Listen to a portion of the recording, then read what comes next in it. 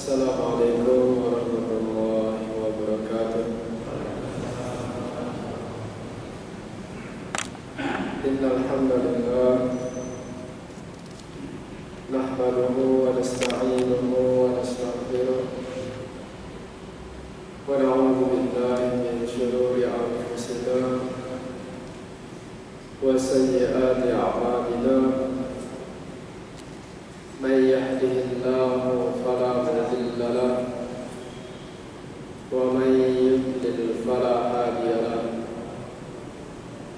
أشهد أن لا إله إلا الله وأشهد أن محمدا عبده ورسوله أما بعد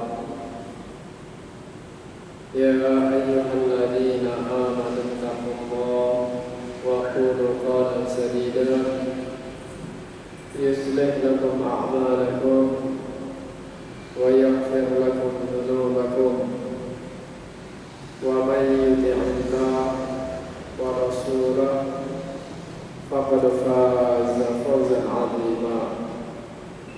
Alhamdulillah, kita bersyukur pada Allah Subhanahu wa ta'ala atas segala nikmat-Nya. Salawat dan salam pada junjungan besar Nabi Muhammad sallallahu alaihi wasallam. Dan insyaallah kita akan melanjutkan kajian kita materi akidah atau tauhid, yaitu kita membahas dalam bab yang ke-41 tafsir dari surat Al-Baqarah ayat 22 yang berbunyi a'udzubillahi minasyaitonir rajim. Fala taj'alu lillahi andada wa antum ta'lamun. Karena itu janganlah kamu mengadakan sekutu-sekutu bagi Allah padahal kamu mengetahuinya. Maka telah kita sebutkan, yaitu makna daripada ayat ini yang telah disebutkan oleh para ulama tafsir, yaitu makna daripada andada, termasuk juga yang disebutkan yaitu oleh Ibnu Abbas. Qala Ibnu Abbas fil ayat al-andadu huwa syirku akhfa min dalilin naml ala sawfati sauda fi dhulumatil lail. Yaitu disebutkan oleh Ibnu Abbas, beliau mengatakan tentang ayat ini, fala taj'alu lillahi andada. Al-andad itu adalah yaitu syirik, kesyirikan lebih samar daripada semut hitam di atas batu hitam dalam gelapnya malam. Kemudian juga yaitu termasuk juga yang disebutkan ketika seseorang dia mengatakan demi Allah dan demi hidupmu wahai fulanah serta demi hidupku. Ini juga dikatakan bentuk kesyirikan, karena yaitu bersumpah dengan nama Allah dan disandingkan dengan makhluk, yaitu dengan makhluk dan juga dengan dirinya, dengan hidup dirinya. Kemudian juga termasuklah disebutkan oleh Ibnu Abbas juga seperti ucapan seseorang ketika dia mengatakan kalau bukan karena yaitu anjing tersebut yaitu milik orang ini, niscaya kita telah didatangi para pencuri itu. Dan ini adalah dia menyandarkan diri, yaitu karena menyebabnya keselamatan yang dialaminya dinisbatkan kepada makhluk juga. Padahal pada hakikatnya adalah Allah Subhanahu wa ta'ala yaitu yang menyelamatkan, adapun makhluk itu hanya perantara. Kemudian juga termasuk juga di antara perkataan-perkataan kalau bukan karena yaitu si fulan itu maka rumah ini yaitu tidak akan selamat. Ataupun juga yaitu ucapan di antara para ulama yang menyebutkan atas kehendak Allah dan kehendakmu. Jadi menyandingkan kehendak Allah dan makhluk itu juga dikatakan bentuk-bentuk al-andada, yaitu sekutu-sekutu, yaitu menjadikan Allah Subhanahu wa ta'ala sebagai sekutu. Serta ucapan seseorang yang disebutkan kalau bukan karena Allah dan fulan, yaitu maka jangan sebutlah fulan dalam hal ini, karena semua itu adalah bentuk kesyirikan yang disebutkan. Seluruhnya perkataan ini yang diriwayatkan oleh Ibnu Abi Hatim. Maka yaitu penjelasan dari riwayat ini Ibnu Hatim dari perkataan Ibnu Abbas, itu adalah seluruhnya perkataan Ibnu Abbas radhiyallahu anhu. Maka Ibnu Abbas ini menjelaskan bahwa semua itu termasuk bentuk kesyirikan. Dan ini diucapkan oleh kebanyakan manusia yang tidak mengetahui tentang tauhid, yaitu dan juga tidak pula mengenal tentang kesyirikan. Oleh sebab itu hendaknya kita mengetahui tentang tauhid dan juga mengenal bentuk-bentuk kesyirikan dan juga jenis-jenis serta macam-macam bentuk kesyirikan, sehingga kita tidak terjerumus terhadap hal-hal tersebut. Termasuklah contohnya seperti ucapan-ucapan tadi. Maka yaitu hendaknya juga yang disebutkan oleh Ibnu Abbas di sini merupakan peringatan terhadap kesyirikan yang lebih tinggi dengan yang lebih rendah. Entah itu syirkun asghar, maksudnya adalah syirik kecil ataupun syirik besar, syirkun akbar ataupun juga syirkun asghar. Dan ini adalah seluruhnya bentuk-bentuk yang dimaksudkan di dalam ayat fala taj'alu lillahi andada wa antum ta'lamun. Maka janganlah engkau menjadikan bagi Allah Subhanahu wa taala itu adalah andada, sekutu-sekutu, tandingan-tandingan, sedangkan kalian itu mengetahuinya. Kemudian juga dari yaitu Umar bin Khattab radhiyallahu anhu, anna Rasulullah sallallahu alaihi wasallam qala man halafa bi ghairi Allah faqad kafar aw asyraka. Rawahu Tirmidzi wa hasanahu wa sahahu al-Hakim.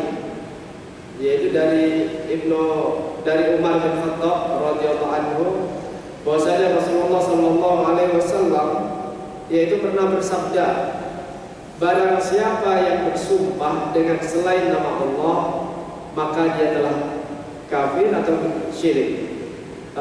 Dan para ulama menjelaskan di sini adalah syirik adalah bukan syirik akbar, bukan syirik besar, tetapi adalah syirik asghar.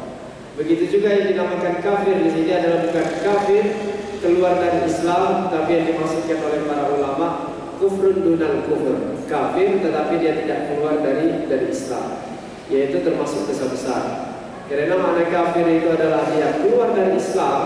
Ada juga maknanya kufrun dunal kufur, kafir tetapi tidak keluar dari Islam. Nah maka kalau dia bersumpah dengan selain nama Allah, di sini adalah termasuk dia kufur yang tidak keluar dari Islam, dan juga syirik, bukan syirik besar, bukan menyebabkan keluarnya batalnya dari yaitu seluruh perbuatannya batal atau keluar dari Islam, tetapi adalah melakukan dosa-dosa besar. Karena yang disyariatkan di dalam Islam bersumpah hanya dengan nama Allah Subhanahu wa taala. Hadis ini yang diriwayatkan yaitu oleh Imam At-Tirmidzi. Maka penjelasan daripada hadis ini, man halafa bi ghairillah faqad kafara aw asyrak, barang siapa yang bersumpah dengan selain nama Allah, dia telah kafir ataupun syirik. Ini juga dijelaskan, yaitu ada kemungkinan ini adalah keraguan-raguan yang disebutkan dari rawi penjelasan hadis ini, dan juga ada kemungkinan kata atau di sini berarti maknanya dan. Karena dalam bahasa Arab itu selain kalimat wa itu adalah dan, au juga terkadang bermakna dan juga. Maka kafir dan syirik ataupun juga kafir ataupun syirik.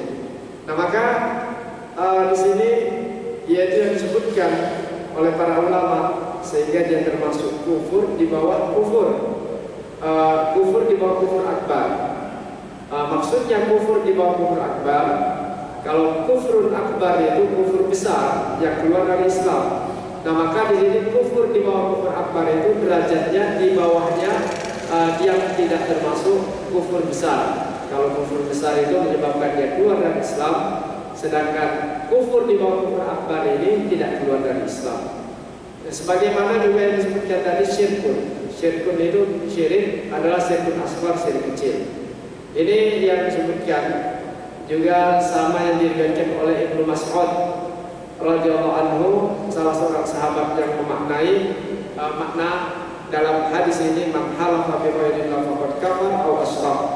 Barang siapa yang bersumpah kepada selain Allah, maka dia telah kufur atau syirik. Ibnu Mas'ud juga meriwayatkan adalah syirkun asghar, syirik kecil, dan juga kufur dunal kufur, kufur yang bukan termasuk keluar dari Islam.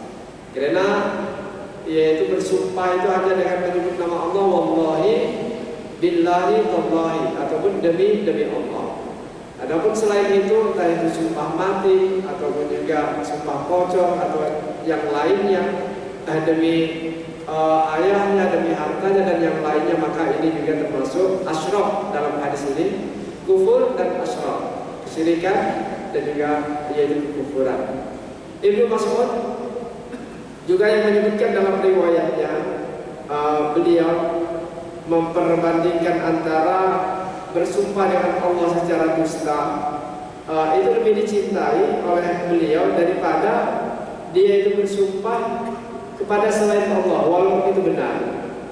Yang disebutkan li'an ahlifa billah kadziban ahabbu ilayya min an ahlifa bi ghairihi shadiqan.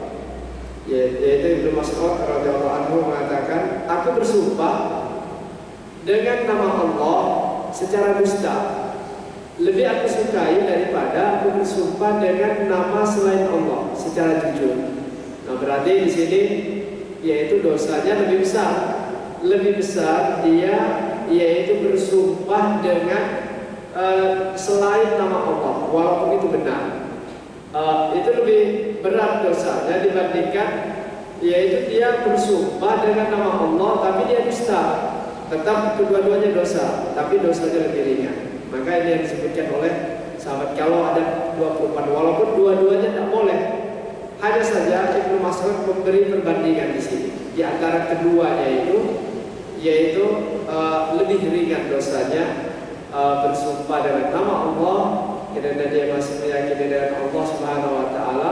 Hanya saja dia yaitu dosanya dosa berdusta. Dibandingkan walaupun dia tadi jujur tapi bersumpah dengan selain nama Allah Subhanahu wa taala, maka dia terjerumus kepada syirik asghar atau juga bentuk kekufuran.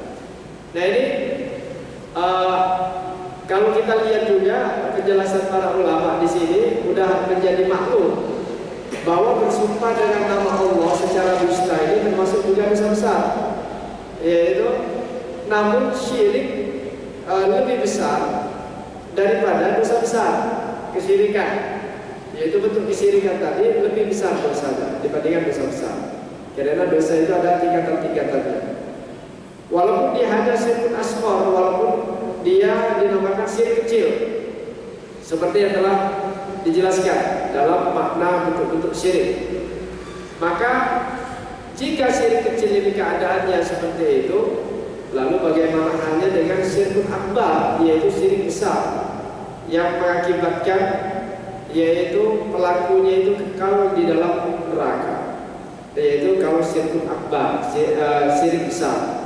Ada yang namanya syirik besar ini yang disebutkan dalam Al-Quran, yaitu innallaha yaghfiru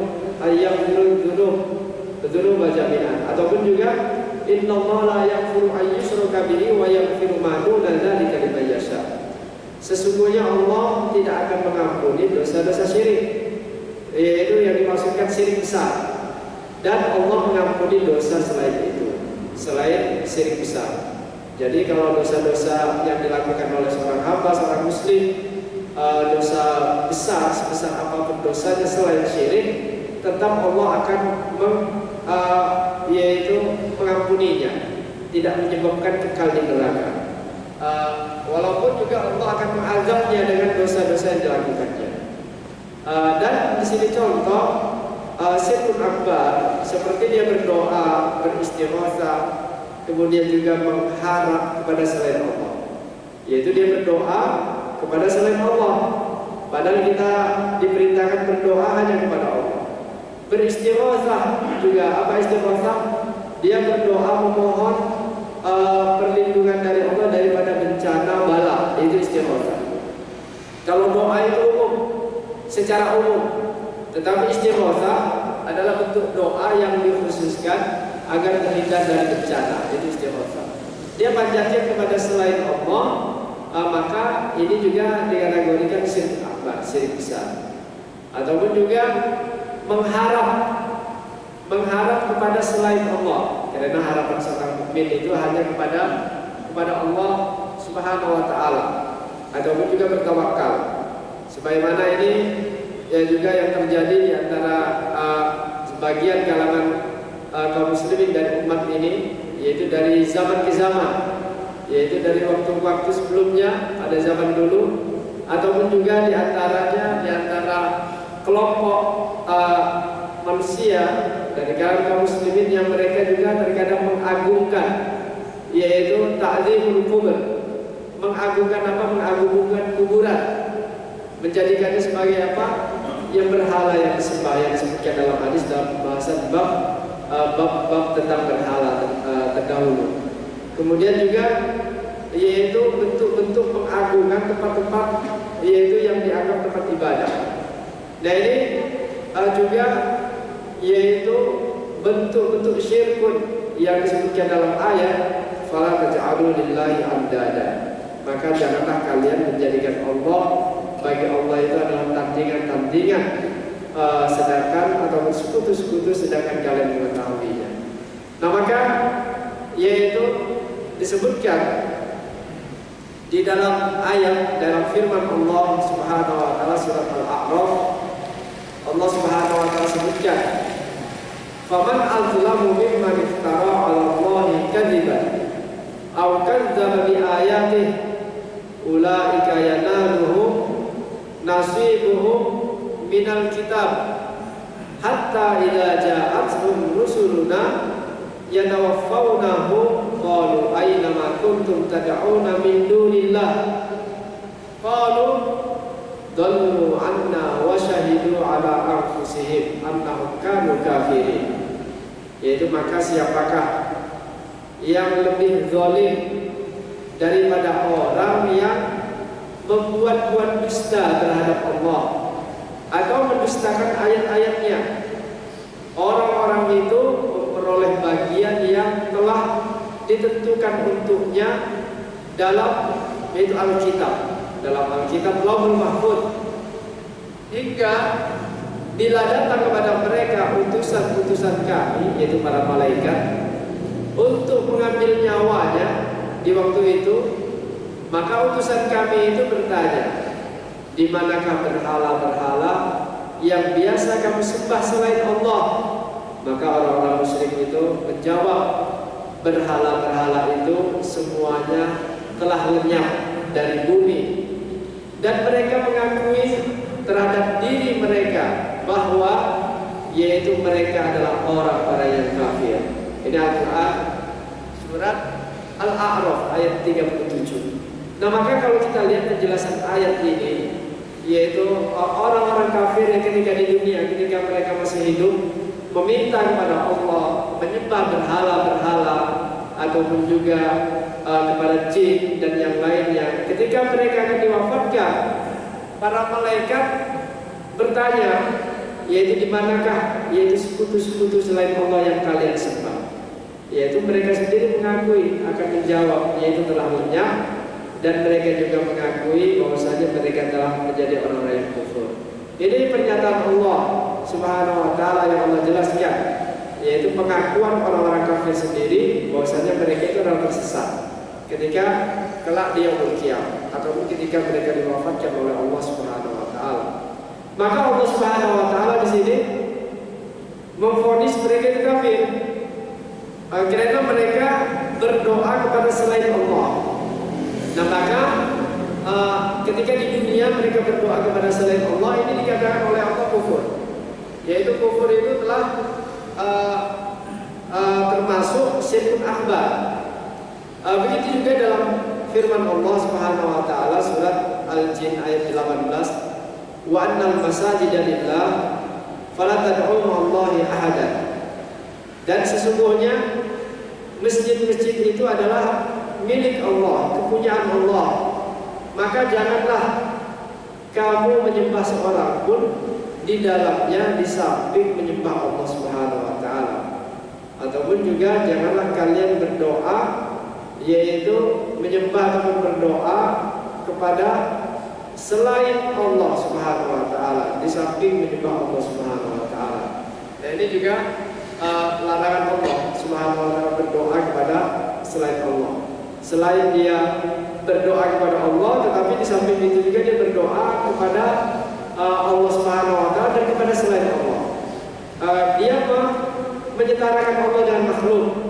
Karena banyak juga di antara kalangan kaum muslimin ketika dia menyembah Allah atau berdoa kepada Allah, tapi di satu sisi yang lain juga dia meminta juga berdoa kepada selain Allah. Nah, maka Allah Subhanahu wa taala memerintahkan hanya berdoa kepada Allah saja, tidak disandingkan yaitu berdoa kepada selain Allah atau dengan makhluknya. Kemudian juga Allah menegaskan juga dalam Al-Quran surat Al-Jin ayat 20 dan juga 21, Qul innama ad'u rabbi wa la usyriku bihi ahada. Qul inni la amliku lakum dharran wa la rasyada. Katakanlah, ini Allah Subhanahu wa taala memerintahkan kepada Nabi Muhammad sallallahu alaihi wasallam kepada umatnya, yaitu katakanlah sesungguhnya aku hanya menyembah Rabbku, menyembah Tuhanku, dan aku tidak mempersekutukan sesuatu pun dengannya. Katakanlah sesungguhnya aku tidak kuasa mendatangkan sesuatu kemudaratan pun kepadamu dan tidak pula suatu kemanfaatan. Nah, ini yaitu Nabi Muhammad SAW, manusia terbaik, manusia paling mulia, yaitu kekasih Allah Subhanahu wa taala yang paling dekat dengan Allah. Nabi Muhammad SAW aja diperintahkan oleh Allah Subhanahu wa taala untuk mengatakan kepada umatnya, yaitu agar dia tidak mensekutukan Allah dan juga tidak dapat memberi manfaat, kepada umatnya, dan juga tidak dapat memberi mudarat ataupun juga menolak satu mudarat. Karena yang dapat memberi manfaat itu secara mutlak hanya Allah, dan yang dapat menolak suatu mudarat juga secara mutlak adalah hanya Allah Subhanahu wa taala. Maka di sini orang-orang musyrik, kalau kita lihat, mereka membalikkan perkara, mereka ini menyelisih apa yang Nabi Muhammad SAW sampaikan kepada umatnya dan apa yang beliau kabarkan tentang dirinya juga. Mereka memperlakukan beliau dengan cara yaitu kesyirikan, dengan cara syirik kepada Allah Subhanahu wa taala dan juga bergantung kepada selain Allah, berarti kepada makhluk, dan juga yang telah dilarang oleh Nabi Muhammad SAW. Kemudian yaitu termasuklah juga dari sabda Nabi SAW, dari sabda Rasulullah SAW, yaitu menyebutkan la tutruni kama atratin nasara bin Maryam, innama ana abdun faqulu abdullah wa rasuluh. Ini larangan Nabi SAW, yaitu larangan Rasulullah SAW untuk memuji Nabi Muhammad SAW berlebihan yang menyebabkan terjerumus kepada kesyirikan. Yaitu kita wajib memuji Nabi Muhammad SAW, tetapi yaitu dilarang memujinya berlebihan sampai menyebabkan bentuk kesyirikan. Sebagaimana disebutkan dalam hadis ini, janganlah kamu memujiku, kata Nabi, berlebih-lebihan seperti orang-orang Nasrani, orang-orang Kristen memuji yaitu putra Maria, Isa bin Maryam, secara berlebih-lebihan. Sesungguhnya yaitu aku hanyalah seorang hamba, yaitu Abdullah, maka katakanlah hamba Allah dan juga utusannya. Hadis ini yang diriwayatkan oleh Imam Malik. Maka Rasulullah SAW melarang untuk memuji beliau berlebihan. Sebagaimana orang-orang Nasrani, orang-orang Kristen itu memuji Isa ibnu Maryam berlebihan sampai menganggap anaknya Tuhan. Nah, ini yang dilarang. Begitu juga kita juga dilarang memuji Nabi Muhammad SAW, yaitu melebihi kapasitasnya, seperti yang beranggapan bahwasanya Nabi Muhammad SAW dapat memberi manfaat kepada makhluk atau juga dapat menolak suatu mudarat, sehingga mereka minta kepada Nabi Muhammad SAW berdoa, padahal kita diperintahkan oleh Allah Subhanahu wa taala dan juga oleh Rasulullah SAW hanya memperbanyak salawat, mendoakannya, bukan kita meminta kepada Nabi Muhammad SAW. Dan juga kita diperintahkan oleh Rasulullah SAW untuk memperbanyak salawat agar mendapatkan syafaat beliau kelak di yaumul qiyamah, yaitu itu pun dengan izin Allah Subhanahu wa taala, sebagaimana pernah kita bahas juga tentang bab syafaat. Nah, maka ini juga yang disebutkan, yang dimaksudkan dalam ayat tadi, fala taj'alu lillahi andada. Janganlah kamu menjadikan Allah Subhanahu wa taala sekutu-sekutu, tandingan-tandingan yaitu selain Allah. Allah Subhanahu wa taala juga menyebutkan dalam surat Al-An'am ayat 50, qul la aqulu lakum 'indi khazainullah wa la a'lamul ghaiba wa la aqulu lakum inni malak. Yaitu katakanlah, aku tidak mengatakan kepadamu bahwa perbendaharaan Allah ada padaku, dan yaitu tidak pula aku mengetahui yang ghaib, perkara yang ghaib, dan tidak pula aku mengatakan kepadamu bahwa aku adalah seorang malaikat. Ini Al-Quran, surat Al-An'am ayat 50. Maka ini juga Allah perintahkan terhadap Nabi Muhammad SAW agar mengatakan kepada umatnya bahwasanya Nabi Muhammad itu tidak memiliki perbendaharaan yang dimiliki oleh Allah, karena seluruh perbendaharaan langit dan bumi ini beserta isinya itu hanya milik Allah dan Allah yang mengetahuinya, yaitu bukan dimiliki oleh Nabi Muhammad SAW, tetapi adalah milik Allah. Begitu juga Nabi Muhammad SAW, orang yang paling mulia, dia lebih mulia dibandingkan seluruh manusia, seluruh malaikat dan jin. Itu Nabi Muhammad SAW. Nabi Muhammad SAW tidak mengetahui perkara yang ghaib. Disebutkan dalam ayat ini. Dalilnya Al-Quran surat Al-An'am ayat 50. Nah, maka Allah memerintahkan kepada Nabi Muhammad SAW, wala a'lamul ghaib, katakanlah, dan aku tidak mengetahui perkara yang ghaib. Nah, bagaimana mungkin kalau kita lihat selain Nabi, yaitu dari kaum muslimin yang mengaku dia mengetahui perkara yang ghaib. Nabi saja, yaitu yang paling mulia, tidak mengetahui perkara yang ghaib. Maka kedustaan yang sangat besar apabila seseorang dia mengetahui perkara yang ghaib. Karena dalam ayat yang lain disebutkan, la ya'lamul ghaiba illallah, tidak ada yang mengetahui tentang perkara yang ghaib kecuali Allah. Para malaikat saja tidak mengetahui, jin saja tidak mengetahui. Maka yaitu manusia, ataupun juga kalau ada di antara para dukun yang mereka mengetahui tentang perkara yang ghaib, itu adalah dusta. Nabi Muhammad yang mulia tidak mengetahui. La a'lamul ghaiba wa la aqulu lakum inni malak, dan aku tidak mengatakan kepada kalian aku adalah malaikat, kata Nabi SAW. Nah, maka ini yaitu kalau kita lihat penentangan yang begitu besar terhadap Al-Quran dan juga Sunnah, dan juga penentangan terhadap Allah Subhanahu wa taala dan Rasulnya, yaitu begitu besar di antara orang-orang musyrik. Apa yang dikatakan oleh juga para ulama penjelasan tentang yaitu ayat-ayat tersebut. Begitu juga yaitu di dalam makna ayat tadi, surat Al-Baqarah ayat 22 tentang larangan menjadikan bagi Allah itu sekutu-sekutu, tandingan-tandingan, ataupun juga menyetarakan dengan makhluk bagi Allah Subhanahu wa taala yang disebutkan juga, yaitu An Hudzaifah radhiyallahu anhu. Ali Nabi sallallahu alaihi wasallam qala la taqulu ma sya'allah wa sya'a fulan walakin qulu ma sya'allah tsumma sya'a fulan. Rawahu Abu Daud bi sanadin sahih.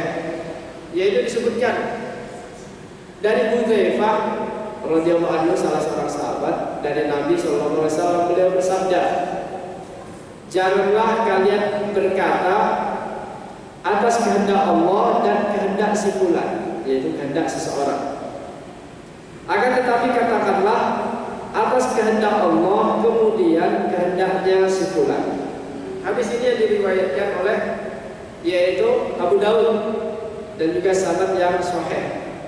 Nah maka yaitu kalau kita lihat di dalam hadis ini kata sambung itu maktuf dengan huruf waw ataupun dalam bahasa Indonesia waw ini artinya dan, yaitu dan sama halnya dengan yang maktuf alaih yang disambungkan kepadanya.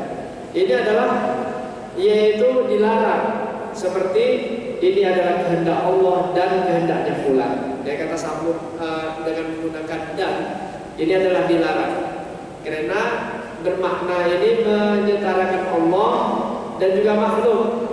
Ini adalah kehendak Allah dan kehendak Anda. Nah berarti dia menyetarakan seseorang dengan Allah. Ini yang dilarang. Tetapi Rasulullah SAW mengatakan walakin qulu ma sya'allah tsumma sya'a fulan. Ini adalah kehendak Allah kemudian adalah kehendaknya si fulan, kehendaknya seseorang tersebut. Nah maka yang diperbolehkan adalah menggunakan kata tsumma. Tsumma ini artinya kemudian. Nah, maka itu diperbolehkan karena awalnya adalah kehendak Allah secara mutlak, kemudian yaitu dilakukan oleh manusia. Kalau umpamanya dia mengatakan ini kehendak Allah dan kehendaknya fulan, berarti berserikat. Allah itu berserikat dengan makhluk. Padahal Maha Suci Allah Subhanahu wa taala, Allah Subhanahu wa taala tidak berserikat dengan makhluknya.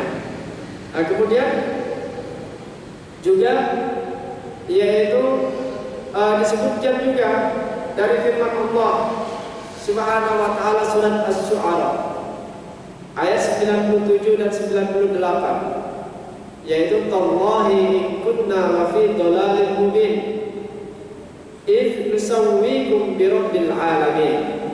Demi Allah, sungguh yaitu kita dahulu di dunia ini dalam kesesatan yang nyata, karena kita mempersamakan kamu dengan Rabb semesta alam. Dan ini juga larangan, yaitu larangan seperti yang disebutkan oleh Nabi SAW tadi, la taqulu masya Allah wa sya'a fulan.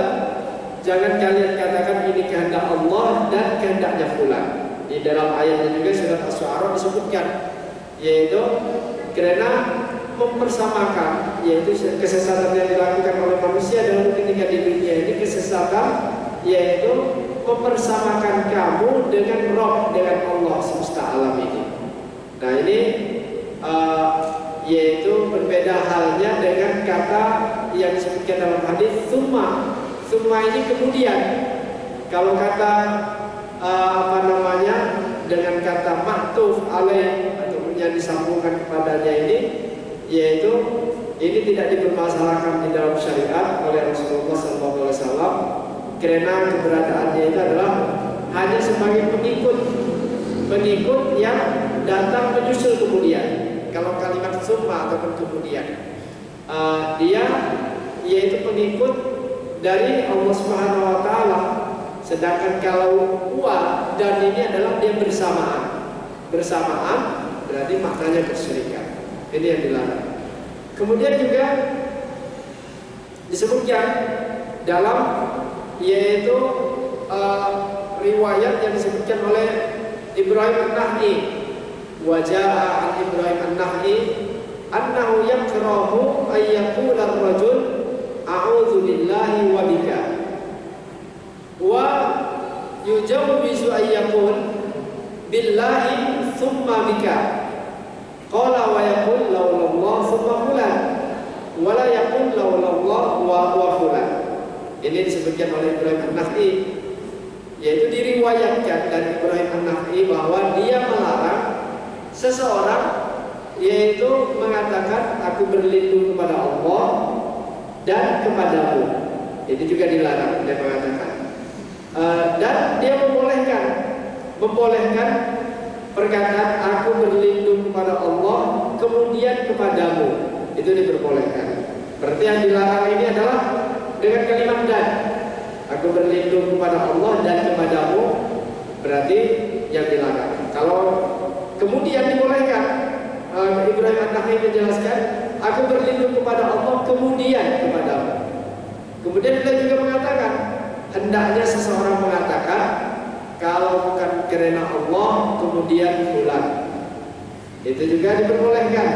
Tetapi jangan mengatakan kalau bukan karena Allah dan fulan. Yaitu kalau ini bukan karena Allah dan Anda, maka kami tidak akan selamat. Nah, ini tidak boleh. Ini bentuk kesyirikan. Kalau dia mengatakan seperti kalau bukan karena Allah kemudian karena Anda, itu diperbolehkan. Nah, maka ini perbedaan antara boleh dengan yang tidak boleh dalam perkara ini, yaitu telah dijelaskan oleh para ulama dan juga yang disebutkan dalam hadis tadi. Maka yang mempunyai kemampuan dan peran dalam satu perkara ini dan hal seperti itu memang yaitu terjadi yaitu melalui dia fulan tadi. Adapun kepada orang-orang yang mati yang tidak mempunyai hubungan perasaan apapun dengan orang yang berdoa kepada mereka dan tidak mempunyai kemampuan untuk mendatangkan manfaat ataupun juga untuk menolak suatu mudarat. Ini orang-orang yang telah meninggal, maka ataupun juga ucapan-ucapan seperti tadi yang dijelaskan oleh para ulama ini adalah tidak diperbolehkan. Apalagi bergantung kepada mereka dalam perkara apapun dari perkara-perkara tersebut. Karena Al-Quran ini telah menjelaskan hal seperti itu, menyatakan bahwa orang-orang yang telah meninggal ini adalah yaitu yang dijadikan oleh manusia ini diangkat menjadi apa? Dikatakan oleh para ulama menjadi sesembahan ataupun juga Tuhan-Tuhan, dan juga yang mereka meminta sesuatu dari perkara-perkara yang tidak mampu untuk mereka lakukan, hanya yaitu haknya Allah, seperti memberi rezeki, memberi manfaat, menyembuhkan, kemudian juga melindungi, menghindari dari suatu mudarat. Itu haknya Allah, bukan haknya orang-orang yang telah wafat tadi yang banyak dilakukan oleh sekelompok dari manusia ataupun juga dari kalangan kaum muslimin. Nah, maka ini juga yaitu perlu kita bedakan dan juga perlu kita mengetahui bentuk-bentuk anwa'us syirik, bentuk-bentuk kesyirikan dan juga bentuk-bentuk tauhid yang dibenarkan. Karena juga yaitu dalam perkara ini Allah Subhanahu wa taala menyebutkan dalam surat An-Nisa ayat 113, wa 'allamaka ma lam takun ta'lam wa kana fadlullahi 'alaika 'azima. Dan Dia, ya Allah, yaitu telah mengajarkan kepadamu apa yang belum kamu ketahui, dan karunia Allah sangat besar atasmu. Nah, jadi yang mengajarkan seluruhnya tentang halal, tentang haram itu adalah Allah. Tentang perkara ibadah yang diperbolehkan dan juga yang dilarang adalah Allah Subhanahu wa taala melalui ayat-ayatnya dan juga melalui sunnah-sunnahnya, hadis-hadis Nabi sallallahu alaihi wasallam. Nah, maka ini yang perlu kita bedakan. Mudah-mudahan kita mengetahui tentang bentuk-bentuk kesyirikan, syirik akbar, syirik besar, syirik kecil, dan juga yaitu mengetahui tentang bentuk-bentuk tauhid sehingga kita tidak terjerumus kepada perkara-perkara yang dilarang oleh Allah Subhanahu wa taala. Subhanallahumma wa bihamdika asyhadu an la ilaha illa anta astaghfiruka wa atubu ilaik. Assalamualaikum warahmatullahi wabarakatuh.